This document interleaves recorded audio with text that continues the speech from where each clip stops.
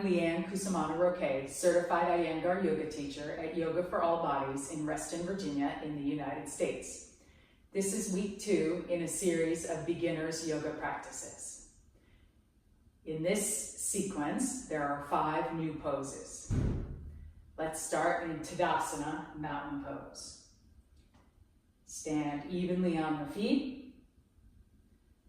Weight spread across the big toe ball of the foot, head of the pinky toe, and center of the heel, with the arches lifted. Extend the arms down while lifting the ribs. Soften the back neck.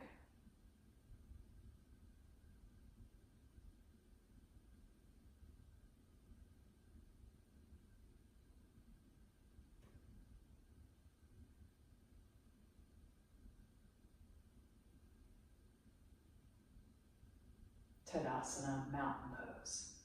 Urdhva Hastasana in Tadasana, upward hands in mountain pose, keeping the weight even on the feet and keeping the Tadasana torso. Lift the arms to lift the ribs. Let the shoulders come down the back. Keep the weight even on the feet and on the legs.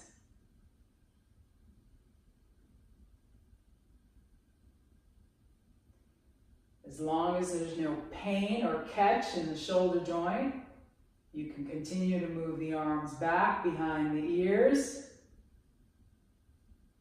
keeping the low ribs moving into the body.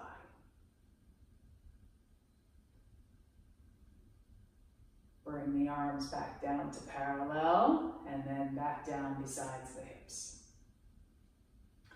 Urdhva Baddhanguliasana in Tadasana, upward bound fingers in mountain pose. Interlock the fingers so the webs press together, then turn the palms out. Lift the arms to lift the ribs. Press the arms up to lift the ribs, but keep the shoulders moving down. Have a look. Are your palms facing towards the ceiling? Keep the weight even, left and right leg, and across the 3 points of the foot.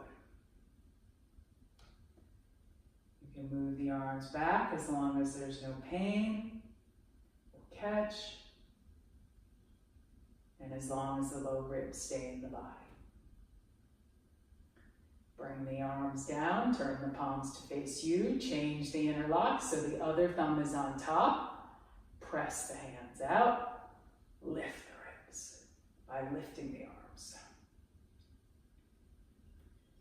Keep the shoulders moving down while pressing the arms up to lift the ribs. Keep the weight even on the left and right leg. Feel the weight on the 3 points of the foot.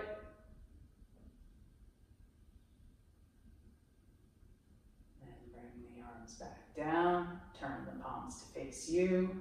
Bring the hands in front of the chest and release.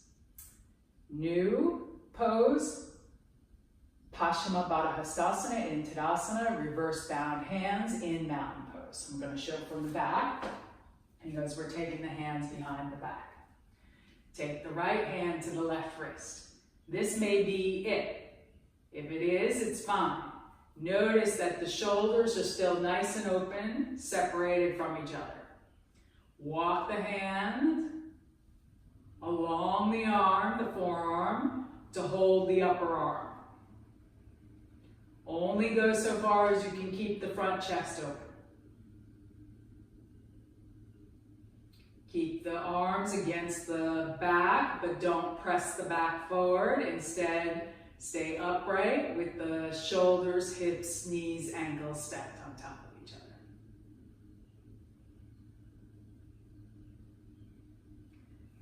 Release.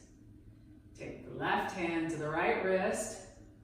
Only go so far, walking the hands along the arms as you can keep the front shoulders open.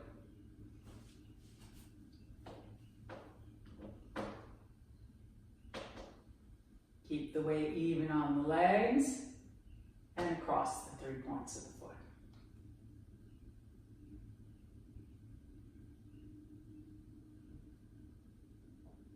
Release the arms. Next pose is new. It's Trikonasana, triangle pose. Bring the fingertips in front of the chest. So you can jump or step the feet. Step the feet if you have any joint issues or you're pregnant or menstruating, although you should also consult a teacher before practicing this sequence if you're pregnant or menstruating. Jump or step the feet. I'm going to do the mirror image, so I'll turn what will be your right leg out and my left toes in. Have a look down the midline of the body. Is the distance from the midline of the body to each of the feet the same? If not, adjust so it is the same. And then lift the arms again. Feel the weight even on both legs, left and right leg. So there's as much weight in the back foot as there is in the front foot. Move the arms back to lift the chest and bring the shoulder blades on the back ribs. Swing the back hip up by drawing the front thigh muscles up and take the front hand to the front leg. Wherever it's going to go, only go so far as the side body on the downward side stays straight. So if you start curling down or this starts collapsing, come back up and place the hand higher on the leg. Lift the upper arm towards the ceiling. And for now, just look towards the center of the room. If the neck has pain, you could turn to look at the downward foot. Then release the shoulders. Then either stay there or turn to look out at the center of the room if the neck is released enough. Inhale, come up, turn the feet to the front. Turn the left leg out, right toes in. Check your plumb line again. Move the arms back. Lift the ribs. Swing the back hip up by drawing the front thigh muscle in. Reach, reach, reach, reach, reach, reach, reach, reach, reach. You could reach to the wall. Take the hand wherever it's going to go on the leg. Other arm in line with the bottom arm so that your shoulders come straight across. To help release the neck and the shoulders, you can turn and look at the downward foot. Move the shoulders down the back towards the buttocks. Then rotate the skull on the axis of the spine to look towards the center of the room. Keep as much weight in the back foot as the front foot. Press into that back foot to inhale, come up. Turn the feet to the front. Jump or step the feet back together. Uttanasana, intense stretch pose. We did this before at the wall. Today we're going to use bricks for the hands and the head. 2 bricks in front for the hands, brick for the head. Let's do this feet hip width apart. Classically it's done feet together, but we're going to do it today with the feet hip width apart. Take the hands to the hip creases, point the elbows straight back to lift the chest. Now, this is a forward bend. Forward, not down. So actually think up and forward as you take the sternum, the bone that's in the middle of the front ribs, up and forward to hinge here at the hip creases. Then take the hands to the bricks. This is Uttanasana, intense stretch pose with a concave back. If and only if your back is straight, then you could continue to bend the arms and take the crown of the head to the bricks. You may find that you can turn these bricks down, either 1 or 2 heights, or perhaps even put the hands on the mat.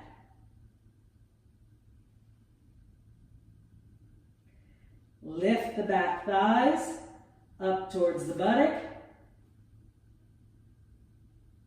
Let the navel release towards the front spine.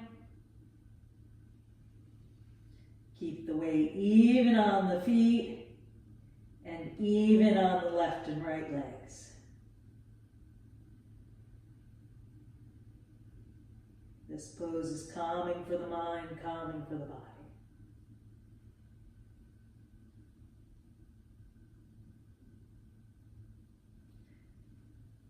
Come back to concave back. Now remember, you're going to lift forward and up as you take the hands to the hip creases. Lead with the sternum. Inhale, come forward and up. Uttanasana, intense stretch pose. Adho Muhka Svnasana, downward facing dog pose. Take the bricks, put them against the wall. Take as many bricks as you need for your head, but the important thing is to get yourself into the pose first, then figure out where you need the brick for the head. So I take my thumb and index finger, put it on top of the brick and against the wall, and I walk my feet back. I need my bricks a little bit wider so their shoulders width apart.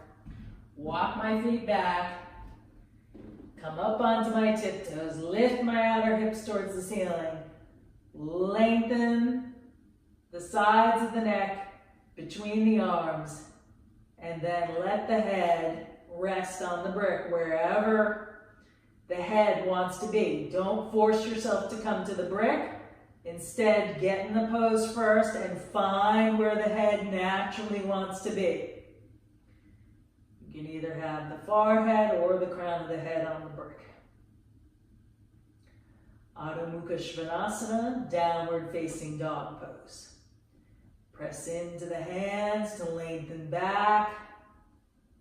Lift the back thighs towards the top third of the back thigh towards the buttock to plug the thigh bone into the hip socket.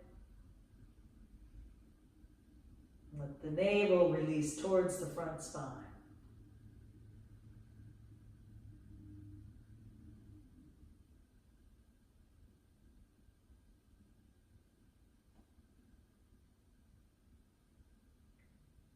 To come up, walk the feet towards the hands. Take the hands to the hip creases. If you need to, you can bend the knees. Otherwise, lead with the sternum to inhale and come up. Adho Mukha Svnasana. Dandasana, staff pose. And get yourself a blanket to sit on.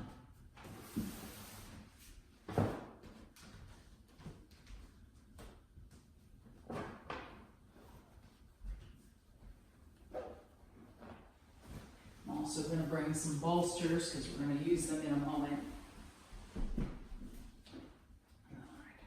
So, I'm taking the blanket and try folding it. 1, 2, 3. Then I turn the knee edge to face out so that I'm sitting on the knee edge.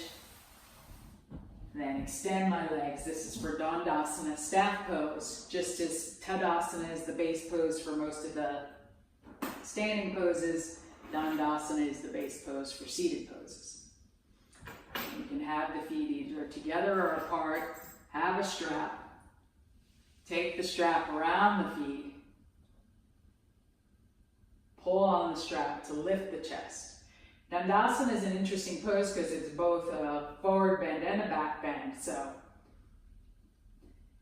keeping the thighs grounded, hinge at the hip creases, then lift up and bring the chest through the arms. Keep the arms straight, let the shoulders come down.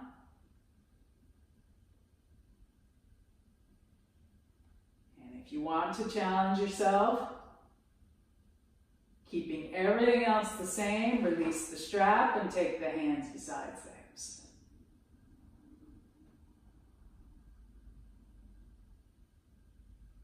Dandasana, staff pose. Virasana, hero's pose. We're going to do this using as many bricks as is appropriate for your body. I'm going to lay the blanket out so I can have my toes come off the back. If you hyperextend like I do, this will help your shin to ground by putting a blanket underneath. And then the brick goes lengthwise, so there's room for both sit bones when you sit down. And you sit between the feet. You could add a second brick, second blanket. You could do this on a chair.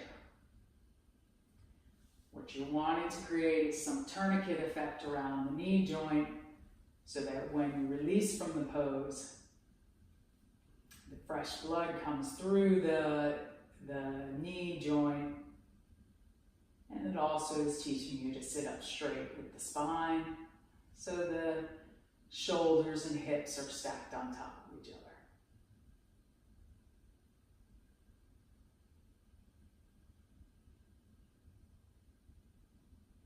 Virasana, hero's pose.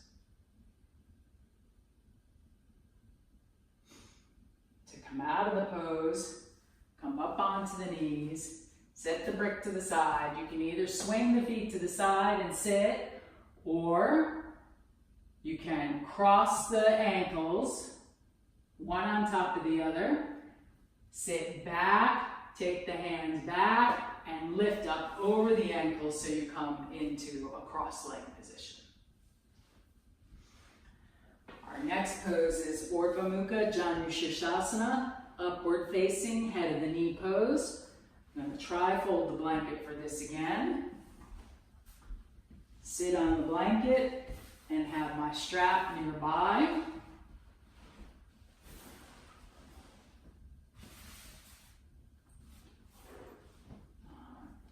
Move the flesh of the buttocks straight back. Sit in Dandasana, staff pose.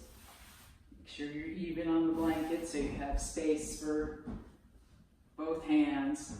Sit on the very front edge of the blanket so that the thigh bones can release, they don't get pushed up. So starting from here, from Dandasana, staff pose. Take the fingers, bring them behind the left knee. Draw that leg back so the bridge of the toes comes to the opposite thigh and the heel comes to the midline of the body to the extent it's able to. If there's any pain in the knee, you could put a brick under the knee to support it. This is one of the new poses this week. Then take the strap around the bridge of the toes. Pull on the strap to lift up. You want that same height and extension that you had in Dandasana. Press the tops of the thigh down. Extend from the inner groin to the inner knee. And the inner knee away from the groin to help the knee to release down. And from the back of the skull, keeping the shoulders down, let the head rise back.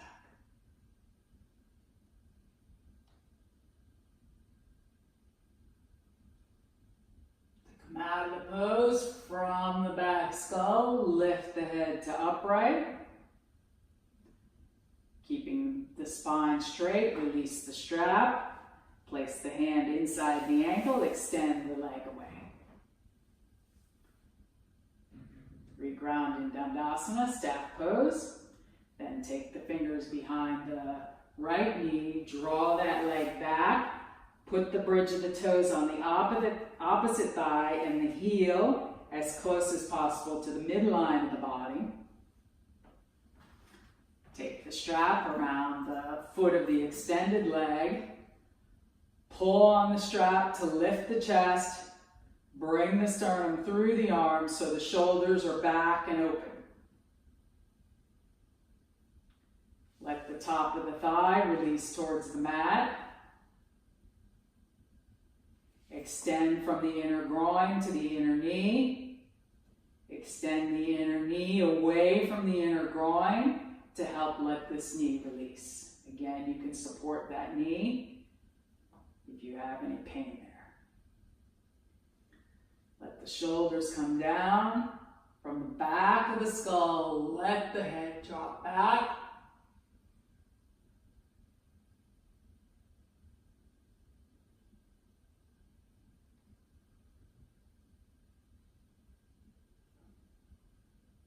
From the back of the skull, lift the head.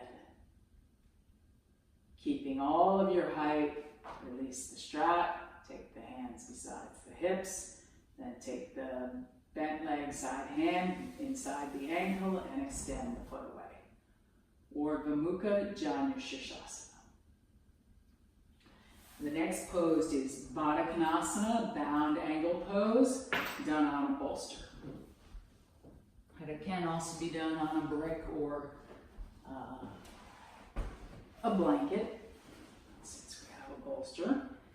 The bolster is going to be parallel to the hips. Sit on the bolster.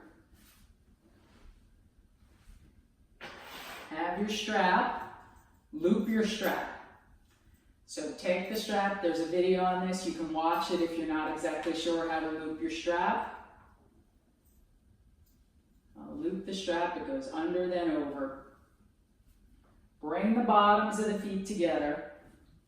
Get them so they're in the midline of the body. You can draw them in close. You can either put bricks under the knees to support them, or you can take the strap, the looped strap, and use it to hold the legs. Then take the hands back behind on the bolster, press down to lift up, and allow the groins to release by extending from the inner groin to the inner knee and lengthening the inner knee away from the inner groin. Baddha Konasana, bound angle pose. This is good for the pelvic organs, good for the urinary tract, good for the prostate in men, and calming to the mind.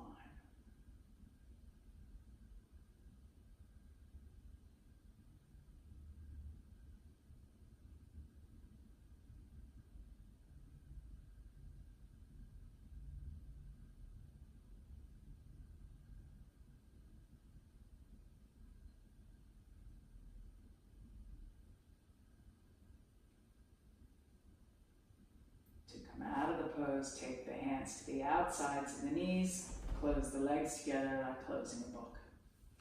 Release the strap.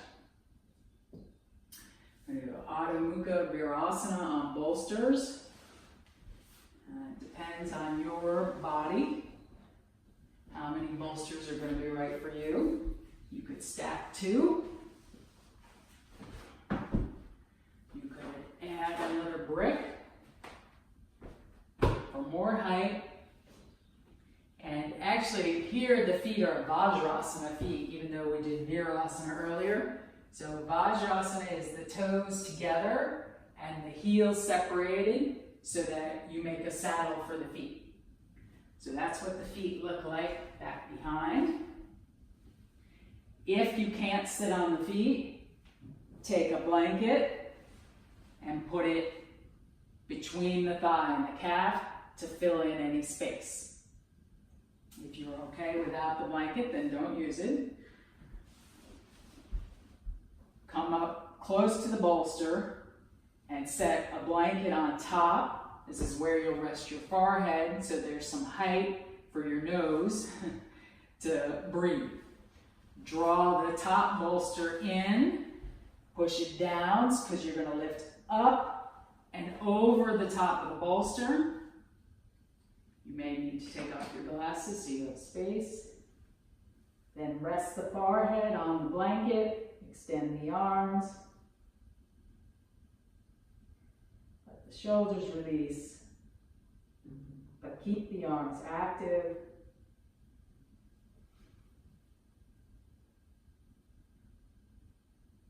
And rest the head.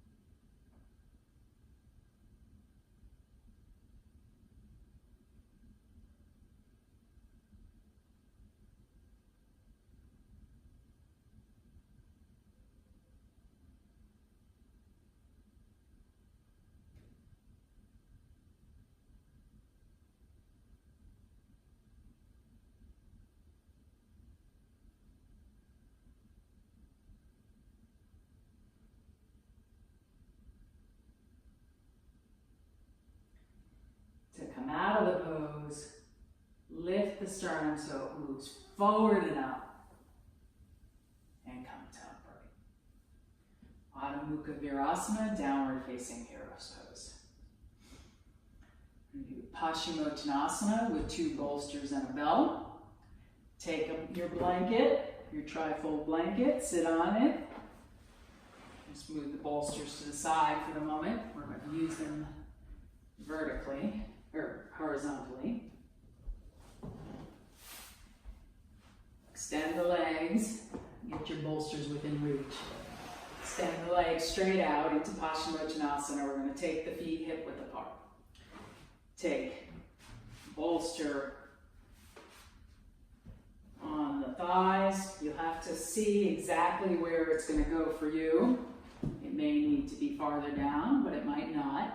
Or you may need to add some more height. Again, you can put a brick in between. Undo the loop of the strap. And take the strap around the feet. You can see it's kind of high here for me, but pull on the strap. Walk the hands down the strap and rest the head on the bolster. The important thing is that the back here stays concave like we were in Uttanasana. So if you start getting rounding of the back, you've gone too far. You've got to lift up and move the bolsters closer to you and maybe higher so you can rest the head. If you can, walk the hands down the strap, maybe even hold the feet, then do so. Draw the upper middle back in, the dorsal spine in, and rest the head on whatever height is appropriate for your body. All right? Again, the important thing is that the back stays straight. Don't let it round. Instead, move the sacrum, which is this triangular bone here between the 2 hip bones. Move it into the body and then up towards the head to help keep the back straight, or concave.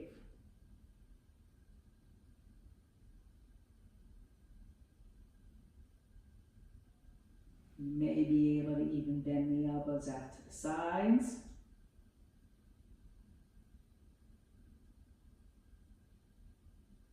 Or even lift the elbows so they're closer to the line of the shoulders.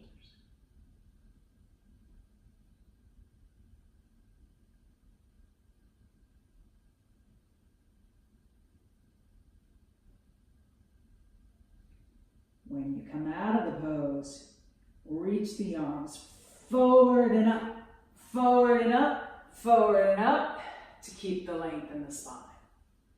And then just be in Dandasana for a moment. The next pose is Bhardvajasana. We're going to do it on the chair.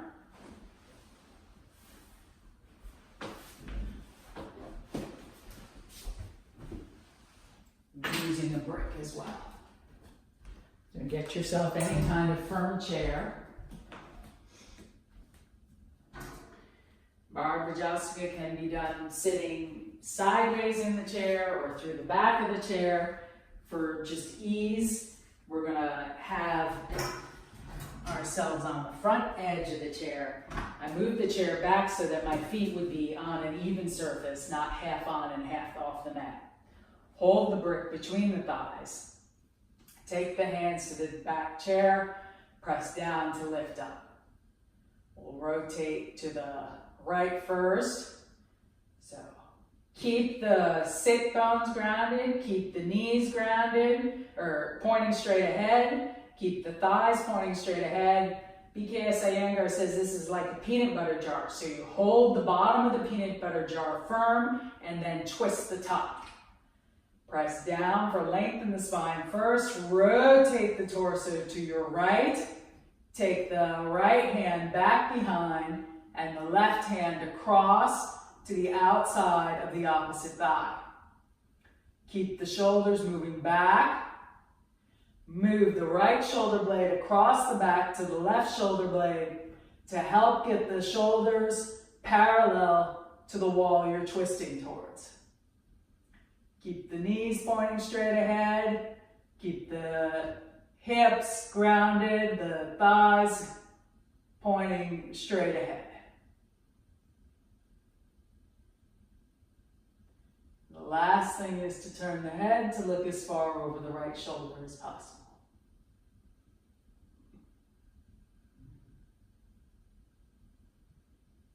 To come out of the pose, bring the head back to the midline of the spine, and then release the torso. Keeping the sit bones grounded, press down, inhale, lengthen the spine. And on the exhale, turn to your left. Take the left hand back behind. Take the right hand across the body, keeping the fingers together. Keep the shoulders moving back towards the wall behind you.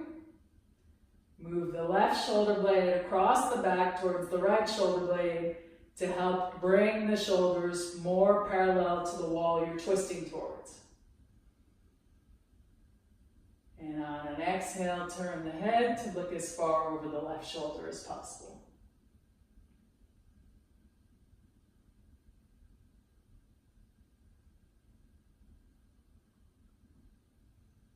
To come out of the pose, bring the head back to the midline of the spine and release the torso. Next pose is a new pose called Supta Baddha Konasana, Reclining Bound Angle Pose.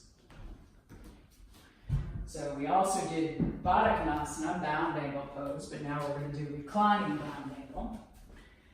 Take a bolster and a brick. Set the brick close to the wall. Set the bolster on top of the brick. Set a blanket up on top of the bolster to support your head and neck, but not your shoulders. Then sit in front of the bolster with your strap. Loop your strap again. All right. Sit about 6 inches in front of the bolster unless you have a really flat back. If you have a really flat back, then you can sit right next to the bolster. Otherwise, sit about 6 inches in front. Knees bent, recline back on the hands. Find the spot where the blanket supports the head and neck. If you have a hair band, you may need to take it out so the neck can rest. Then bring the bottoms of the feet together and take the strap around the legs so it holds the legs and there's no pain in the groins. If you get here and there's pain in the groins, then tighten the strap up so the legs don't come down as far. If there's no pain in the groins, then you can continue to loosen the strap. Okay, so for me, that's a little bit far. Right there is right. Turn the palms up so the shoulders release over the bolster. Now those of you who are hypermobile, who can take your legs all the way to the floor, instead of taking the legs all the way to the floor, bring them up and pull back from the outer knee to the outer hip as you extend the knee towards the floor. That's to keep the thigh bone held by muscular action rather than letting it flop out of the hip joint. Because you're hypermobile, that ability to take the knees all the way down beyond normal range of motion, you need to make sure there's stability in the joint, and you get that stability by using normal range of, by using muscular action. Lengthen the tailbone towards the heels. Let the shoulders release so the chest lifts naturally. Again, if you have glasses, this is meant to be a resting pose, so you could take your glasses off for as long as you stay.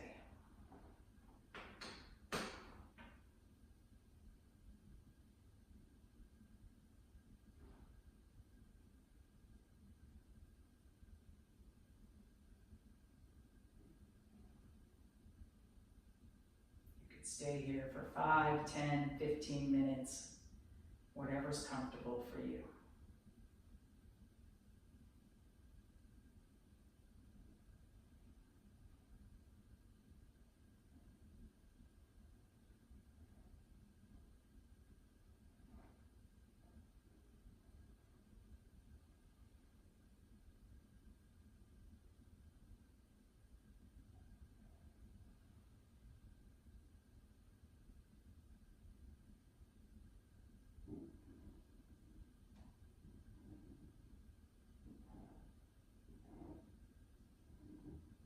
To come out of the pose, take the hands to the outsides of the leg, close the legs together like closing a book, set the strap to the side. Now, if you have the strength, you can lift the chest to come up, but the chest has to lead. If that's not happening, if you're getting into your low back or wiggling instead of coming straight up, simply be mindful of the height that you're on, roll to the side, and then press yourself up. Supta Baddha Konasana, Reclining Bound Angle Pose. The next pose is Setubandha Sarvangasana. I'm going to lay a blanket down for the head. Then take this bolster, move it back.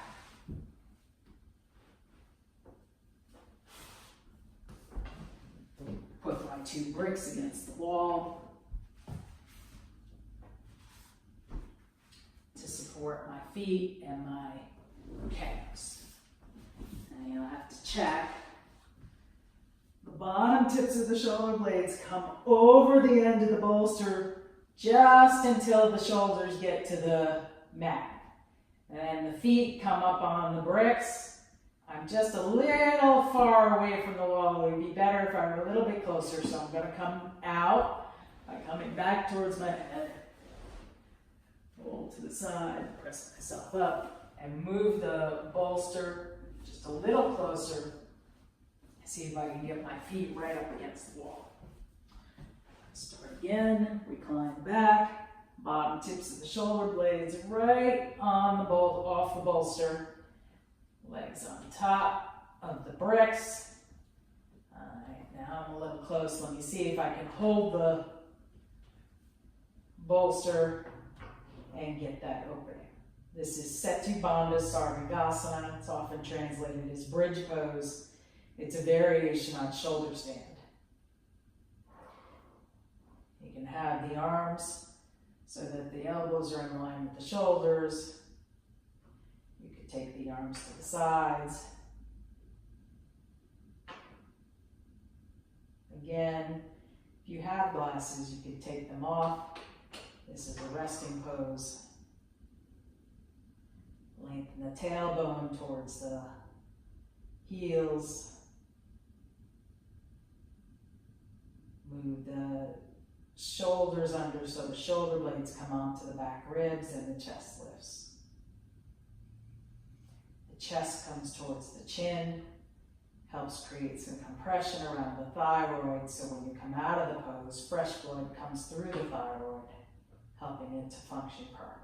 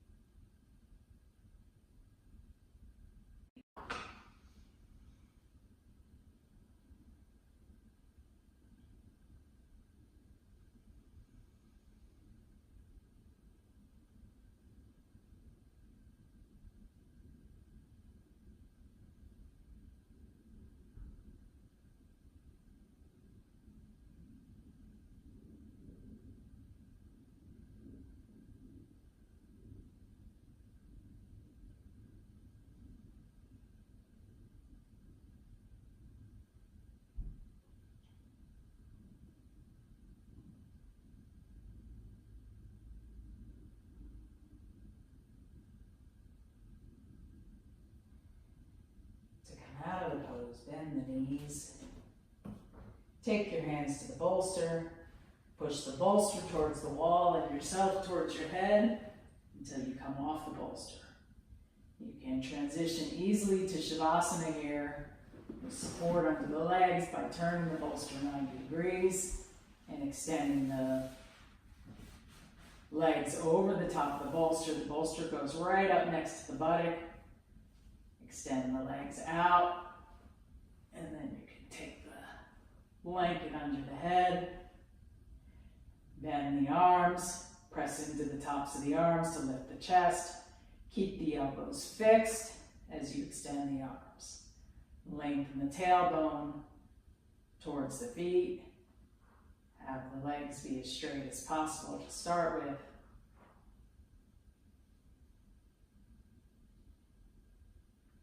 Soften the feet.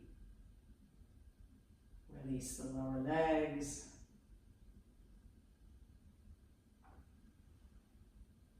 If you notice your back neck is crunched, lengthen the back of the skull away from the shoulders.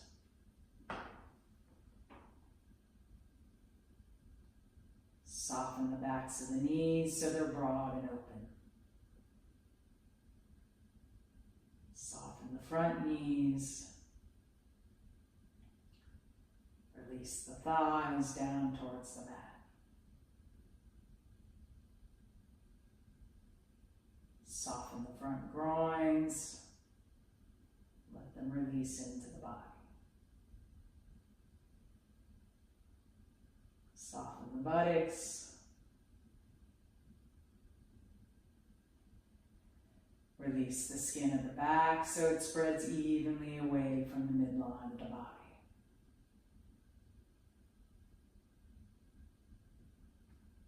Let the front chest spread and expand so the outer shoulders release into the floor.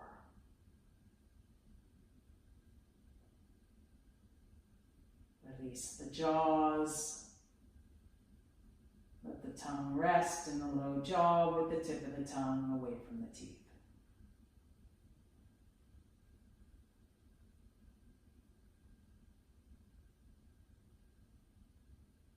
Soften the bridge of the nose. Soften the inner corners of the eyes. Release the outer corners of the eyes towards the ears.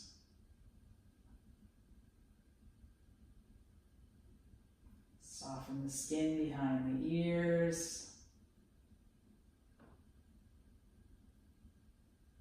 Let the eyebrows release away from each other.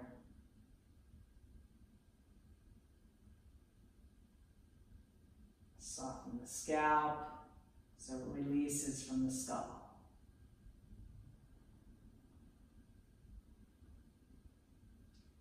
Soften the back of the head so it releases into the earth.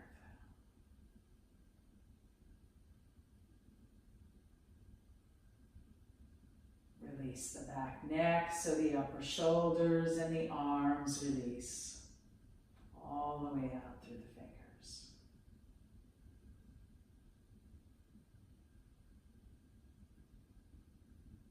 Let the front body release into the back body. Allow the entire body to release into the supports. Just be.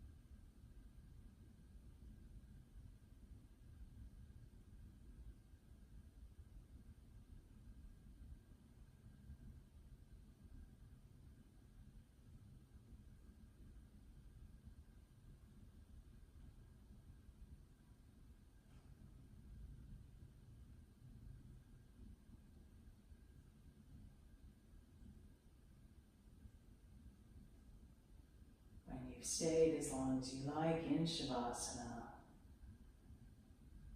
Gently follow the awareness as it spreads from the core to the periphery to begin the transition out of Shavasana.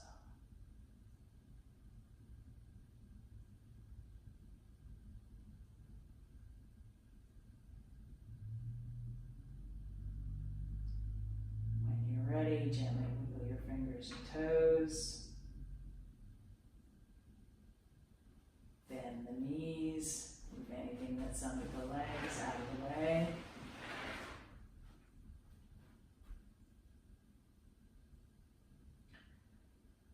Roll to the right and pause for a moment, supporting the head in line with the spine.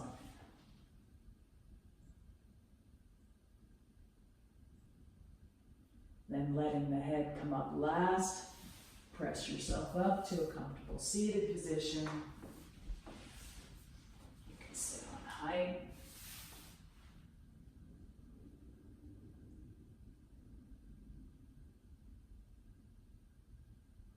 Bring the palms in front of the chest. Check in with yourself.